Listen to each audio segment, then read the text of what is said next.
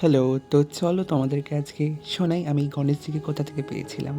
তো এই যে ছোট্ট মন্দিরটা তোমরা দেখতে পাচ্ছ, এই ছোট্ট মন্দির থেকে আমি গণেশজিকে এনেছিলাম।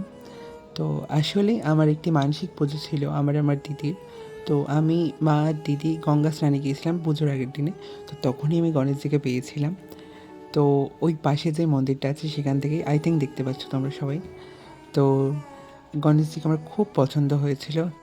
গণেশজিকে আমি এনেছিলাম আমার বাড়িতে প্রায় ৭ মাসের কাছাকাছি।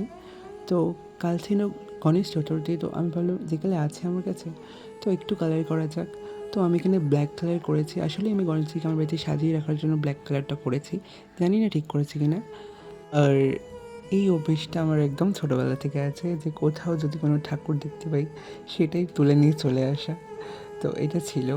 তো কেমন হয়েছে তোমরা সবাই জানিও। আর ভিডিওটা ভালো লাগলে অবশ্যই লাইক কমেন্ট শেয়ার করে দিও। টাটা।